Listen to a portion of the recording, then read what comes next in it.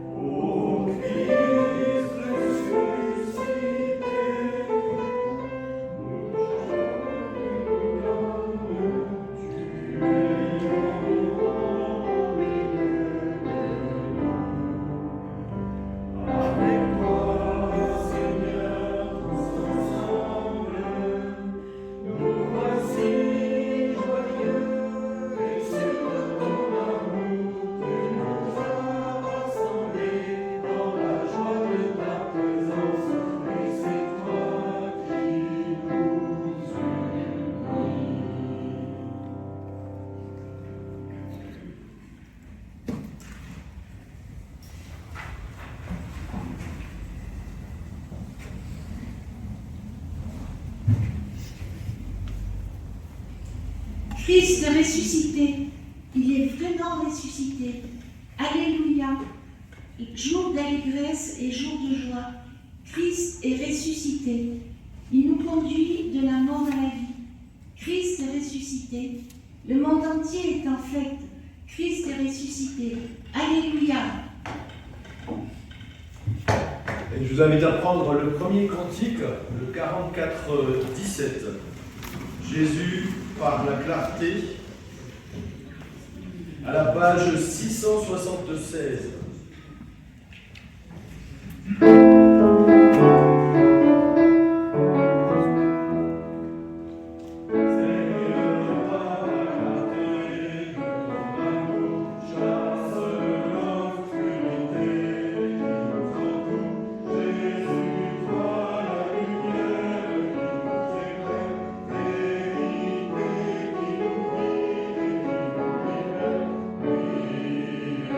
Sur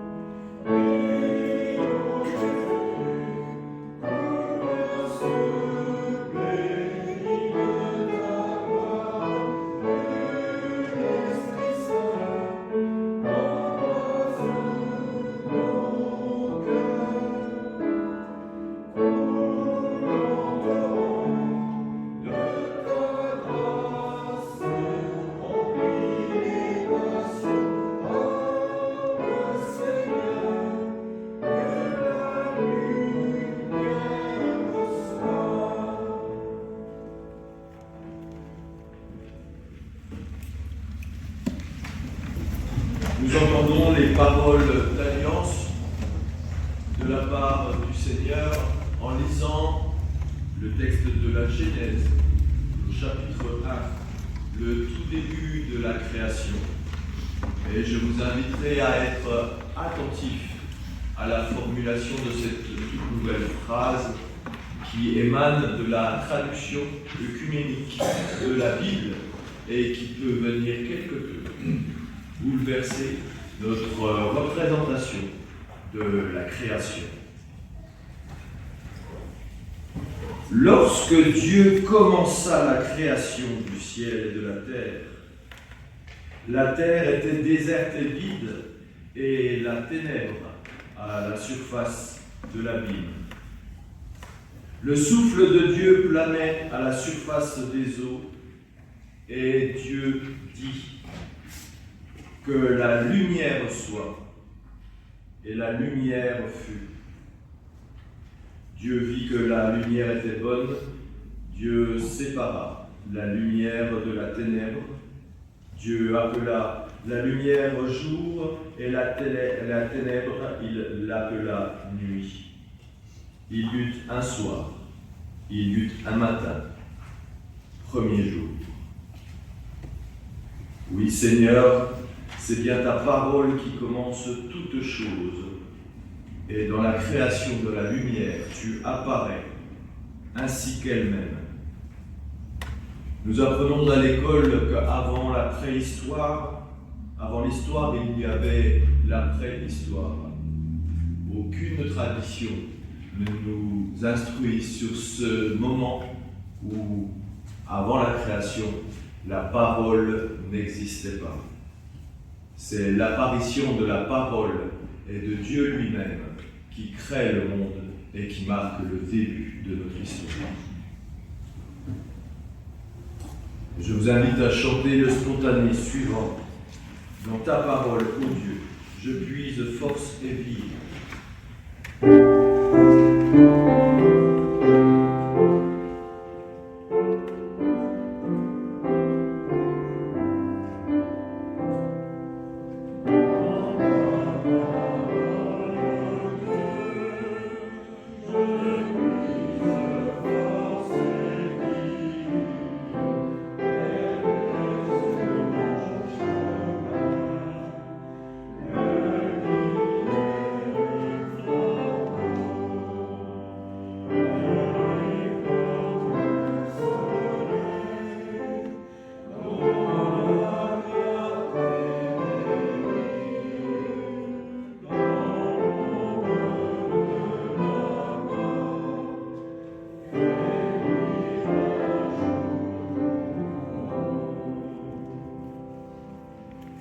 Oui, Seigneur, nous avons besoin de ta lumière dans ce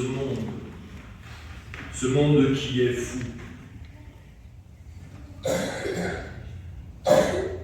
Et bien malgré moi, ou à mon insu, ou même peut-être en pleine volonté, je participe à la folie du monde. Mon confort, mon succès, ma richesse, et parfois mon talent participe au quotidien à la folie de ce monde. Est-ce que je saurais le reconnaître? Est-ce qu'il me reste un peu de lucidité pour te demander en chantant, Seigneur, reçois, Seigneur, pardonne.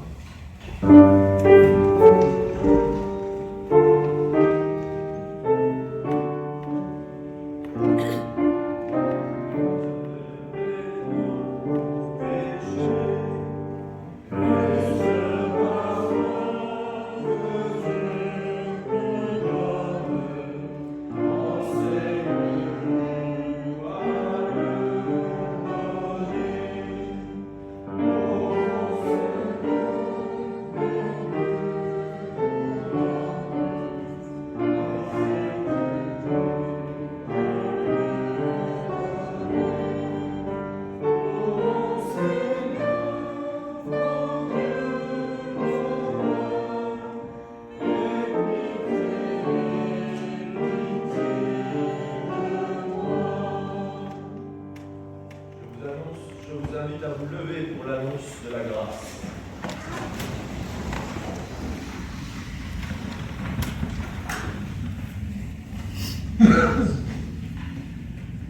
Nous ne sommes pas seuls. Nous vivons dans le monde que Dieu nous a confié.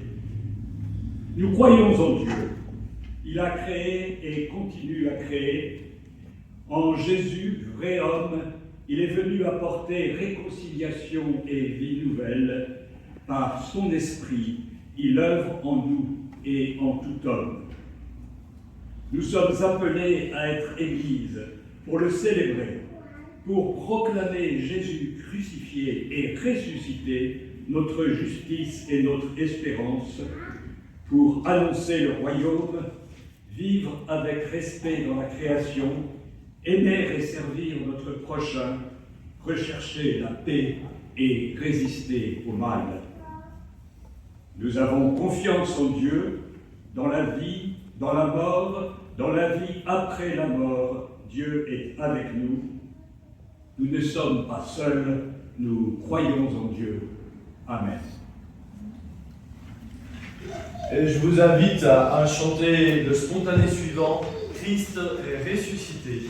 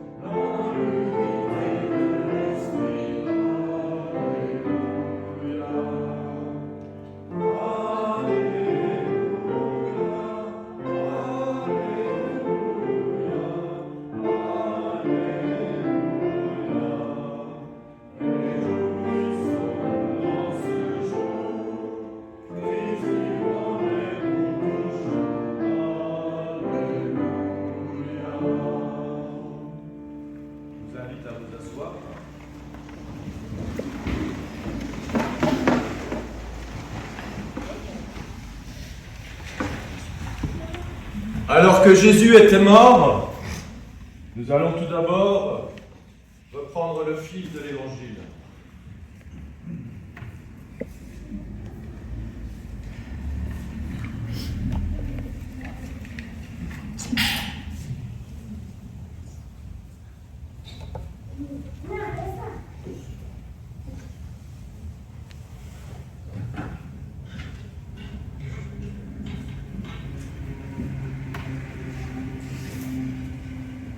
Et au moment d'ouvrir les Écritures, nous te prions pour qu'elles soient pour nous une source d'illumination. Merci Seigneur de nous avoir confié ta parole à notre intelligence humaine, dont le Saint-Esprit est la ressource la plus fiable. Et nous lisons l'évangile du jour en Matthieu 28, 1 à 10. Après le Shabbat, au commencement du premier jour de la semaine, Marie de Magdala et l'autre Marie vinrent voir le sépulcre. Et voilà qu'il se fit un grand tremblement de terre. L'ange du Seigneur descendit du ciel, vint rouler la pierre et s'assit dessus. Il avait l'aspect de l'éclair et son vêtement était blanc comme neige. Dans la crainte qu'ils en eurent, les gardes furent bouleversés et devinrent comme morts. Mais l'ange prit la parole et dit aux femmes : « Soyez sans crainte, vous. Je sais que vous cherchez Jésus le crucifié. Il n'est pas ici, car il est ressuscité, comme il l'avait dit. Venez voir l'endroit où il gisait. Puis, vite, allez dire à ses disciples, il est ressuscité des morts. Et voici qu'il vous précède en Galilée. C'est là que vous le verrez. Voilà, je vous l'ai dit. Quittant vite le tombeau, avec crainte et grande joie, elles coururent porter la nouvelle à ses disciples, et voici que Jésus vint à leur rencontre et leur dit « Je vous salue ». Elles s'approchèrent de lui et lui saisirent les pieds en se prosternant devant lui.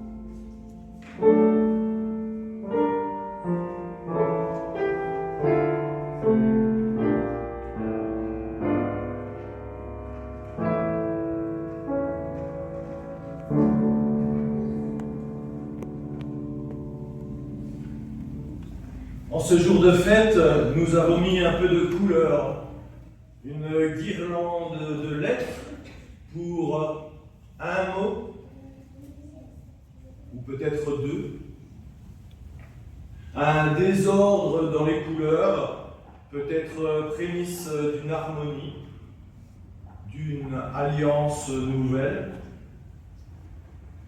reconstruire. Jésus avait annoncé à ceux qui en voulaient à sa vie, en parlant de son corps, « Détruisez ce temple, et en 3 jours, je le reconstruirai. » En ce matin du premier jour de la semaine, 3 jours après sa mort, son corps est introuvable. Le constat est le même dans les 4 évangiles, mais Matthieu se distingue des 3 autres par un fait très précis. Tous les évangiles commencent, le récit de la résurrection dans les évangiles commence de la même façon. Des femmes, dont Marie-Madeleine, se rendent au tombeau où le corps de Jésus a été placé. Elles viennent pour parfumer le corps de Jésus. Matthieu ne le précise pas, mais ce n'est pas là sa distinction principale. Il est coutume de parfumer les corps pour prévenir les désagréments pour les vivants, des conséquences de la dégradation de la chair, comme cela a été évoqué lors du décès de Lazare. Cela se fait normalement avant de placer le corps au sépulcre, mais l'urgence à la veille du Shabbat, dans laquelle s'est déroulé le décès et l'ensevelissement de Jésus, ne l'a pas permis. Rappelons qu'un certain Joseph d'Arimathie, membre du Sanhédrin, est non seulement allé demander le corps de Jésus à Pilate, mais a trouvé un tombeau disponible et l'a placé en urgence avant le début du Shabbat, avant que toute opération soit interdite. Et il a même pris l'initiative d'acheter déjà des aromates. Si les femmes, elles aussi, ont pensé dès la mort de Jésus à se fournir en aromates et parfums, probablement avec l'aide de Joseph. Elles n'ont pas anticipé, alors qu'elles sont en route ce matin, comment elles allaient rouler la pierre qui ferme le sépulcre, qui était manifestement assez lourde, même si les récits disent que Joseph avait réussi à la rouler lui-même. Et c'est maintenant la spécificité de Matthieu. Alors que dans les autres évangiles, les femmes arrivent devant le tombeau déjà ouvert, chez Matthieu, les femmes sont témoins de l'ouverture du tombeau par l'ange du Seigneur. Non pas un ange du Seigneur, mais l'ange du Seigneur, à comprendre le Seigneur lui-même. Et c'est comme si cette ouverture du tombeau chez Matthieu devait être faite devant témoins. Matthieu nous explique pourquoi un peu avant dans son évangile, c'est que le Sanhédrin et les sacrificateurs craignaient que des disciples de Jésus ne viennent eux-mêmes rouler la pierre et enlever le corps de Jésus pour accréditer l'idée de sa résurrection, ce qui aurait été pour le Sanhédrin et les sacrificateurs une catastrophe. C'est pourquoi il y avait des gardes devant le sépulcre qui n'ont pas résisté bien longtemps à ce qu'ils ont vu et vécu. Ils se sont trouvés quasiment morts. Ainsi, Matthieu cherche à justifier que le corps de Jésus avait disparu avant que la pierre ne soit roulée. Et si la pierre est roulée, ce n'est pas évidemment pour permettre à Jésus de sortir du tombeau, puisque le tombeau est déjà vide. Marc, Luc et Jean, les autres évangélistes, ne prennent pas cette précaution dans leur récit, ni ne racontent la corruption des gardes que le Sanhédrin paiera pour accréditer l'idée du vol du corps de Jésus par les disciples. Ce choix de Matthieu de dénoncer la corruption et de décrire la résurrection comme une épiphanie, un événement surnaturel, n'est pas sans conséquence. Cela implique que le corps de Jésus serait sorti du tombeau à travers la pierre. Certes, on a le même témoignage, le même scénario se produit dans l'évangile de Jean. Jésus apparaît aux disciples dans une pièce fermée à clé, comme s'il avait traversé les murs. Cependant, la nature du corps de Jésus ressuscité n'est pas éthérée, spirituelle, même chez Jean, puisque à la fin de son évangile, il y a cette scène magnifique du barbecue de poissons sur la plage que Jésus partage avec ses disciples devenus frères. Matthieu, donc, en voulant discréditer l'idée du vol du corps, pour autant, en détachant le tombeau devant témoin, ne nous simplifie pas la compréhension de la résurrection, pour autant qu'elle puisse être comprise. Les autres évangélistes nous laissent l'option que ce peut être Jésus lui-même qui a roulé la pierre pour sortir du tombeau. En tout cas, si Jésus l'a fait, Matthieu serait le seul à préciser que Jésus a refermé la pierre derrière lui. Matthieu est le seul aussi à insister autant à ce que ses disciples le retrouvent en Galilée. Certes, Jésus avait demandé à ses disciples au chapitre 26, juste après l'institution de la scène, alors qu'ils sont sur la montagne des Oliviers, il avait clairement indiqué vouloir retourner en Galilée, son berceau, là où tout a commencé. Et il dit vouloir retourner en Galilée, comme si c'était la dernière volonté de quelqu'un qui se sait condamné. Et cela éclaire différemment la démarche des femmes qui voulaient peut-être non seulement parfumer le corps de Jésus, mais, et comme certaines traductions le donnent, l'embaumer. C'est assez différent. On embaume un corps pour le conserver. Et cela se justifierait par le fait que les femmes auraient compris que, même mort, Jésus voulait être inhumé en Galilée. Et il y a un précédent dans la Bible, en Genèse 50.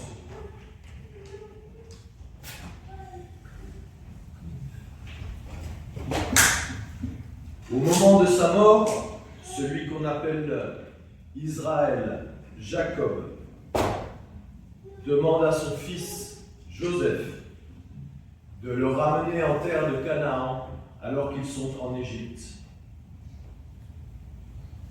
Quand Jacob eut achevé de donner ses ordres à ses fils, il ramena ses pieds dans le lit, il expira et fut réuni aux siens. Joseph se jeta sur le visage de son père, il le couvrit de larmes et l'embrassa. Puis, il ordonna au médecin, à son service, d'embaumer son père. Les médecins embaumèrent Israël, ce qui dura 40 jours pleins, le temps requis pour l'embaumement. Les Égyptiens le pleurèrent 70 jours. Quand fut passé le temps des pleurs, Joseph dit à la maison de Pharaon, « Si j'ai trouvé grâce à vos yeux, veuillez parler ainsi aux oreilles du Pharaon. Mon père m'a fait jurer en disant, voici, je vais mourir dans le tombeau que je me suis creusé au pays de Canaan. C'est là que tu m'enterreras.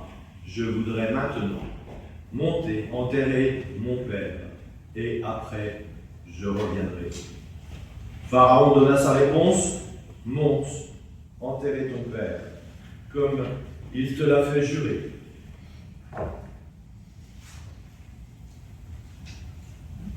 Jacob, donc, au moment de sa mort, exprime à son fils le souhait d'être enterré en terre de Canaan, à 400 km de distance. Et pour satisfaire sa volonté, Joseph n'a d'autre choix pour préserver le corps que de le faire embaumer.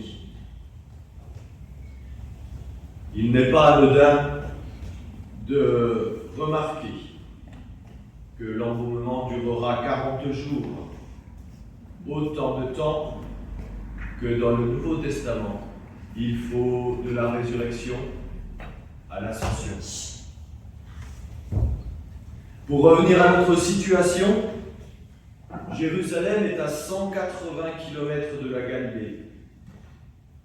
La durée du voyage pour satisfaire à ce qui aurait pu être compris comme la dernière volonté de Jésus nécessite la même opération d'embaumement. Le parallèle est frappant également avec le nom de celui qui a trouvé le sépulcre, acheté les aromates. Joseph. Joseph d'Arimathie, mais Joseph, comme le fils bien-aimé de Jacob.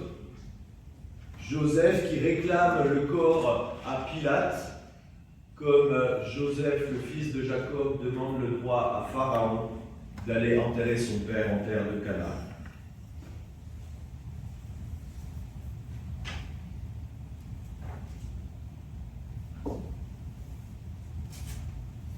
Il y a une chose qui est aussi assez intrigante dans le récit de la résurrection chez Matthieu, c'est que alors que Marie de Magdala semble complètement convaincue de ce qu'elle vient de vivre et de voir et de comprendre, Jésus néanmoins lui apparaît. alors qu'elle était déjà sur la route pour aller témoigner de l'événement aux disciples.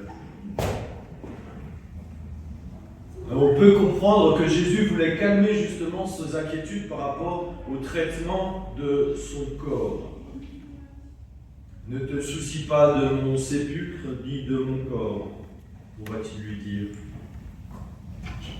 Et ce qui est étonnant, c'est que Jésus, qui est si proche de ses disciples, ne se présente pas à eux, mais les appelle par elle en Galilée, notamment parce que la Galilée est le carrefour de tous les chemins. C'est de là que l'Évangile ira aux quatre coins du monde. La grande majorité des apparitions de Jésus, selon les Évangiles et le livre des Actes, se passeront hors de Galilée. En tout cas, le corps de Jésus n'est plus un sujet. D'autant moins que les apparitions de Jésus après la résurrection ne sera pas reconnue, ni même peut-être sa voix, mais sa parole, oui. On pense bien sûr aux pèlerins d'Emmaüs qui ont mis tellement de temps à le reconnaître, mais aussi à Marie de Magdala qui le prend pour le jardinier alors qu'elle lui était intime. Le corps, l'apparence du Christ n'est pas sacrée. C'est bien pourquoi notre croix est vide de corps. C'est sa parole qui est sainte et qu'il a voulu partager et nous imprégner. Peu importe où est son corps, si l'on sait où est sa parole et la reconnaître lorsqu'on l'entend. C'est la parole qui habite le corps et qui lui donne forme et consistance, comme elle crée le monde, qui nous ouvre à l'histoire. Quoi d'autre d'elle qu'elle donne de nous une image, nous définit, nous unit dans une ressemblance, dans ce corps multiple qui se revendique Église, corps du Christ, réalité tangible de sa présence. Nous portons cette parole. Il y a un deuxième mot à lire dans cette suite de lettres. Et je vous invite, pendant que je pratique cette petite effet de manche, de vous représenter dans chacune de ces lettres une qualité, un événement, quelque chose qui pourrait vous inspirer. Qu'est-ce qu'il en est du R?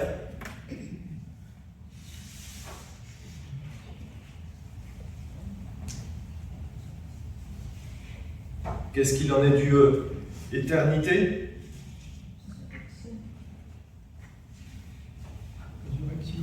Qu'est-ce qu'il en est du C?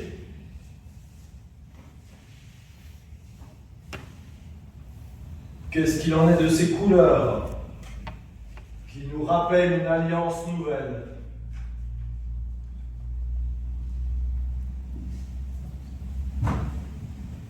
Oui, gloire à Dieu, le Seigneur est ressuscité. Amen.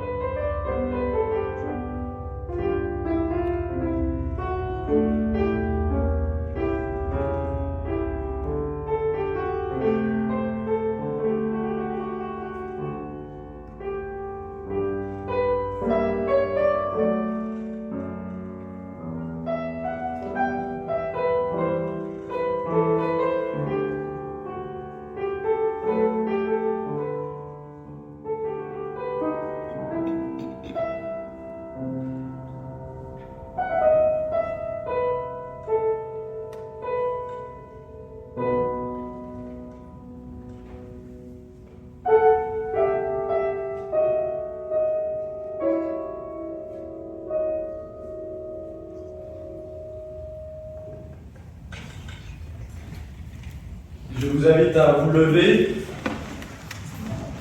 tout comme les pèlerins d'Emmaüs ou Marie-Madeleine. Comment reconnaître Jésus lorsqu'il est proche de nous? Et nous chantons « Comment te reconnaître Jésus ?» au 3109, les 4 strophes.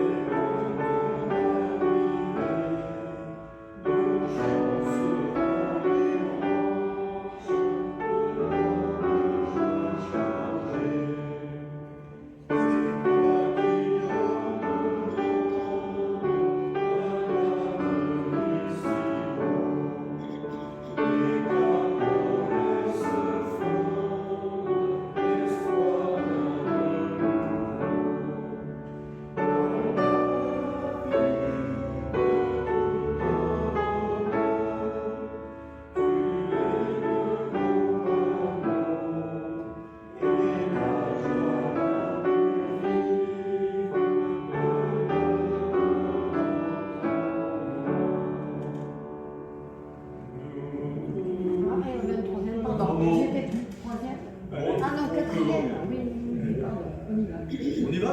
On y va. On y va.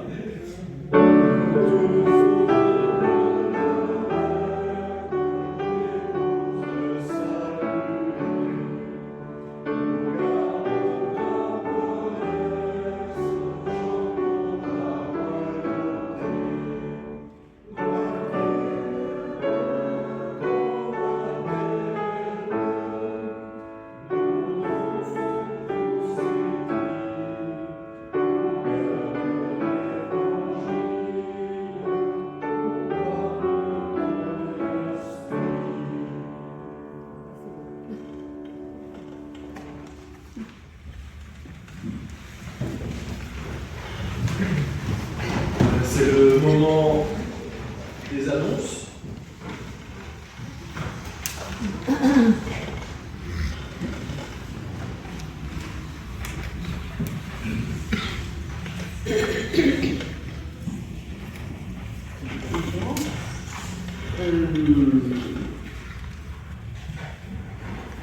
Nous remercions donc Fabien pour sa prédication, pour le message qu'il nous a donné. Et comme il a rappelé au début du culte, Stéphano fait le culte donc avance, culte des familles également. Dimanche dernier, il y avait donc les rameaux et à Cannes s'est déroulée l'assemblée générale extraordinaire et ordinaire des amis donc. Pardon? Du mémorial Huguenot de l'île Sainte-Marguerite. Voilà, donc du mémorial du Huguenot de l'île Sainte-Marguerite, dont Sylvie Caldier ici est la digne représentante. Donc nous vous invitons également à participer et à être adhérent de cette association pour la mémoire donc, de ce lieu historique.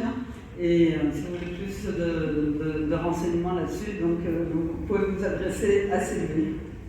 À ce propos, je laisse quelques bulletins d'inscription à la revue d'histoire du protestantisme qui est dirigée par Hubert Bost présidé, qui a donné la conférence Elle a le micro, voilà. le 1er septembre dernier. Et cette revue a énormément besoin de trouver de nouveaux adhérents. Voilà. Donc je laisse quelques bulletins d'inscription à votre disposition. Voilà. Le mémorial est visitable actuellement. Oui, oui. Voilà, alors si vous cherchez une excursion à faire, l'île Sainte-Marguerite, une croisière en bateau, est vraiment, c'est un endroit qui est chargé de mémoire et qui mérite d'être visité. Voilà donc cette assemblée, enfin cette réunion extraordinaire, cet AG extraordinaire, donc avait été suivie par une magnifique conférence et un magnifique concert qui mettait en valeur également l'utilité des chorales de Bach dans notre musique. Voilà. Jeudi 9, il y aura un conseil presbytéral, donc avec des conseillers. Dimanche, alors c'est une semaine un peu calme parce que les vacances de Pâques vont arriver, qui vont avoir lieu à partir de la semaine prochaine, mais sur le bulletin il y a une erreur, donc je vous invite, donc le jeudi 23 avril, nous avons l'étude biblique. Donc sur le bulletin, il y a marqué le jeudi 16, mais elle aura lieu bien le jeudi 23 avril, qui est le partage biblique sur l'épître aux Éphésiens, donc toujours à la salle Argès. Une annonce qui n'est pas marquée sur le bulletin, mais où je vous invite également à venir participer, qui sera à la fin du mois, c'est le samedi 25 avril, où il y a une réunion des églises du Triangle. Donc le Triangle, c'est Antibes, Cannes, Grasse. Et ça fait plus que le triangle parce qu'il y a également il y a Vence dedans. Et le sujet, c'est le thème, c'est sur le thème de l'Église en 10 questions. Ce sont des questions qui avaient été vues lors d'une réunion, lors de la retraite spirituelle avec Enrico Benedetto. Et donc, se sont posées des questions. Dans la newsletter de Stefano, vous avez eu ces questions. Et donc, le samedi 25 avril à 15h, il y aura un partage de ces questions et surtout des réponses à apporter pour faire vivre notre Église au niveau local, mais également régional et notre Église synodale. Le 25 avril, toujours, donc, on aura le culte autrement pour les jeunes à 18h. Donc, retenez cette date du 25 avril. Voilà. On a la chance d'avoir ici la présence de Gilles, donc peut-être que Jean-Marc est avec Gilles, juste l'histoire de dire que sur la préparation de son voyage, est-ce que tu peux venir de nous avons Gilles s'est déjà fait connaître, mais comme nous avons des nouveaux visages dans l'Assemblée, enfin, c'est bien de rappeler le travail de Gilles et de l'association Aider. Désolé, j'avais prévu de débarrasser après. Bonjour à toutes et à tous. Je représente l'entraide de l'Église protestante unie de Grasse, l'association Aider. Alors, nous avons des actions dans la cité, mais nous avons aussi des actions de parrainage en Haïti, au Népal. Et on est engagé depuis le début du conflit en Ukraine à apporter un soutien aux populations civiles. Et nous avons trouvé donc Gilles Rébuffo, ici même, qui part en Ukraine la semaine prochaine. Et nous lui avons confié le 11e groupe électrogène qui va servir à l'hôpital de campagne. Voilà. Et puis il part aussi avec beaucoup de matériel médical. Je lui laisse la parole un petit peu, préciser sa mission qui, je peux vous le dire, n'est évidemment pas sans risque. Voilà. Bonjour à tous et à toutes. Déjà, joyeuse Pâques. Voilà, je me présente. Pour ceux qui ne me connaissent pas, Gilles Rébuffo. Je suis un ancien pompier à la retraite depuis le mois de décembre, c'est grâce. Ma femme est ukrainienne et nous allons partir pour la 18e fois à Poltava. La ville de Poltava se trouve à, vous avez tous entendu parler de Kharkiv, c'est à 60 km. Donc on traverse 2500 km d'Ukraine. C'est un voyage qui fait aller-retour 6000 km. Et nous portons le matériel de premier secours, c'est-à-dire tout ce qui est perfusion, compresse, pansement, nourriture pour les enfants, des béquilles, des ambulateurs, des groupes électrogènes aussi. Voilà, donc nous descendons sur cette ville. Et là, j'ai eu la charge, j'avais demandé au 606, aux pompiers, des balises hommes morts. C'est-à-dire pour les pompiers, on a une balise quand on fait les incendies. Si on ne bouge pas, au bout de 25 secondes, elle se met en préalerte. Et si on ne bouge pas, c'est qu'il y a un problème, elle se met à sauver. J'ai réussi à en récupérer 657. Parce que depuis à peu près un an, nous avons j'ai eu la chance de travailler avec les nouveaux dossards, c'est tout automatique maintenant. Donc la balise, elle est sur le système du nouveau dossard. Là-bas, pourquoi des balises pour les pompiers? Parce que si on ne s'en rend pas compte, quand les pompiers interviennent sur un bombardement, très très souvent, il y a une réplique de bombardement sur les secours. Donc, il y a des hommes qui meurent, un matériel de truc. Donc j'ai demandé plusieurs fois et j'ai réussi à les avoir. Là, nous allons partir samedi prochain, le 11. Si tout va bien à cette heure-ci, la semaine prochaine, nous serons à la frontière, hongroise Ukraine. Et pour continuer notre voyage qui va durer 14 jours. Les balises vont être distribuées sur la ville de Poltava. De retour, au lieu de passer par la Hongrie, nous allons passer par la Pologne, on s'arrête à Thermopyle, chez les pompiers également. Moi, personnellement, je tiens à descendre, je vais descendre, je ne sais pas si ma femme est moi ou non, je vais descendre à Kharkiv, porter un même propre aux pompiers de Kharkiv. C'est-à-dire qu'on va descendre carrément sur la ligne de front. Ça, je tiens à le faire. Voilà, donc je vous remercie vous tous pour votre aide. Et voilà. Je vous souhaite un joyeux Pâques. Excusez-moi, je ne suis pas trop habitué.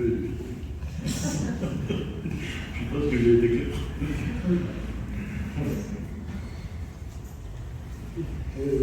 Voilà, très bien. Merci de votre attention et évidemment tous nos voeux de réussite, de prière à Gilles et sa femme dans cette émission difficile encore une fois. Merci. Merci.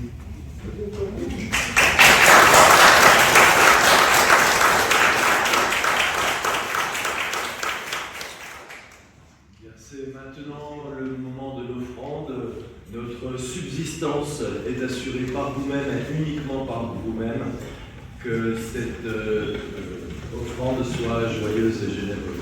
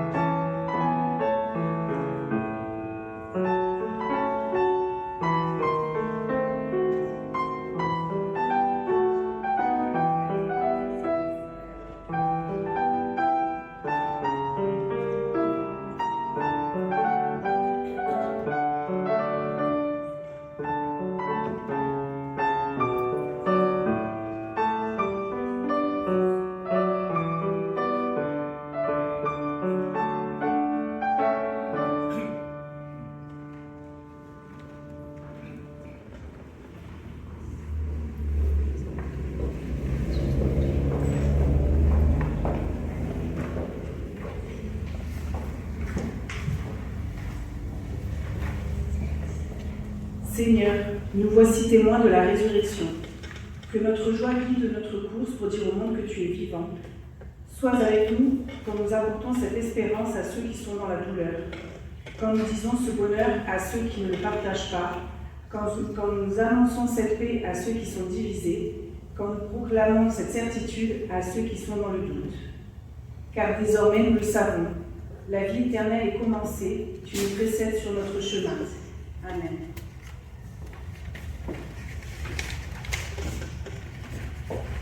Et comme les épis jadis épars dans les campagnes et les grappes autrefois dispersées sur les collines sont maintenant réunies sur cette table. Dans ce pain et dans ce vin que nous nous préparons à partager, ainsi que toute ton Église soit rassemblée des extrémités de la terre dans ton royaume. Viens, Seigneur Jésus, et dans l'attente de ton retour, avec toi, nous disons tous ensemble la prière que tu nous as enseignée. Notre Père, qui es aux cieux, que ton nom soit sanctifié, que ton règne vienne, que ta volonté soit faite sur la terre comme au ciel. Donne-nous aujourd'hui notre pain de ce jour. Pardonne-nous nos offenses, comme nous pardonnons aussi à ceux qui nous ont offensés. Et ne nous laisse pas entrer en tentation, mais délivre-nous du mal.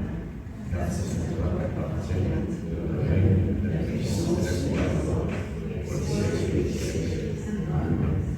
Et je vous invite à vous lever pour le cantique 34, 26, page 465. Christ est vraiment ressuscité.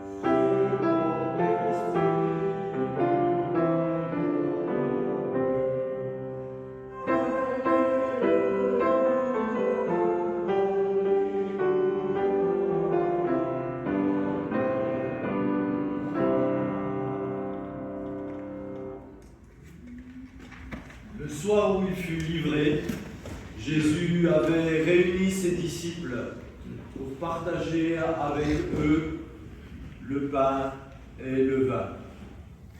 Il ne s'agit pas seulement d'un acte de restauration de nourriture. Il ne s'agit pas non plus seulement d'un acte de restauration spirituelle. Si tout le monde est invité à la table, il faut se rappeler que c'est également un engagement à savoir s'asseoir, manger avec celui qui peut-être, dans la minute, nous trahira.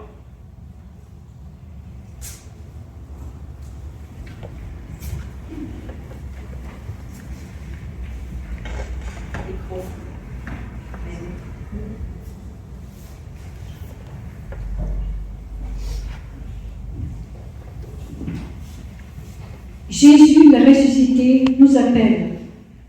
Il nous invite à partager le pain et le vin. Venez maintenant, car tout est prêt. Venez, nous sommes tous invités à la table du Seigneur. Venez tous.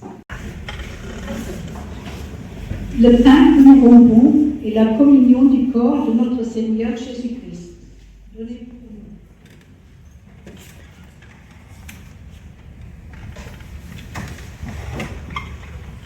La coupe de bénédiction pour laquelle nous rendons grâce est la communion au sang du Christ, le sang de la nouvelle alliance, versé pour nous et pour la multitude.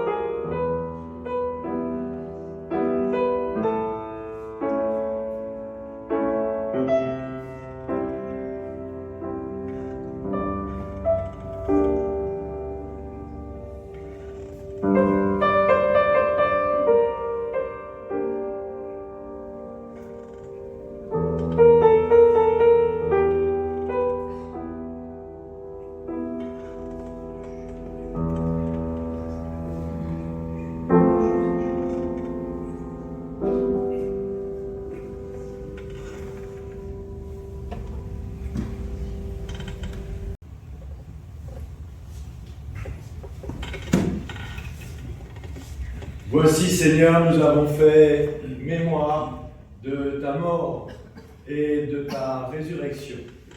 Oui, Christ est ressuscité, présent dans nos vies, et nous le chantons maintenant. À toi la gloire.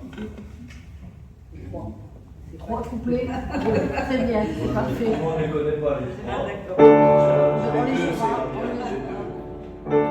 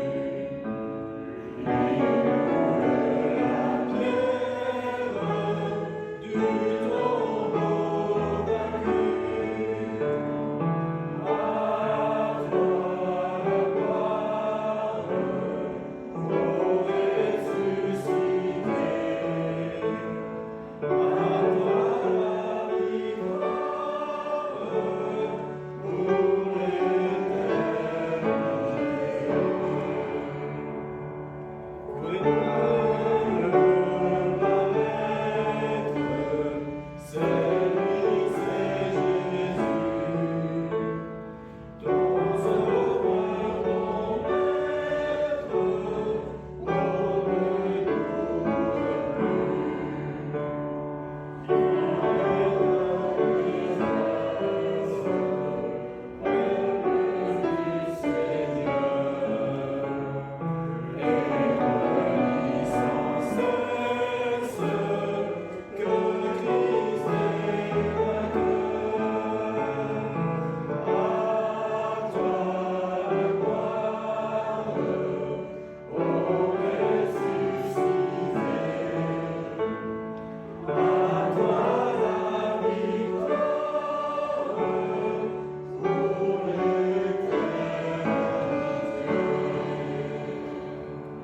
Seigneur vous bénit et vous garde. Le Seigneur fait resplendir sa lumière et vous accorde sa grâce. Le Seigneur tourne sa face vers chacun de vous et vous donne la paix. Allez dans la joie du Christ ressuscité. Bon dimanche.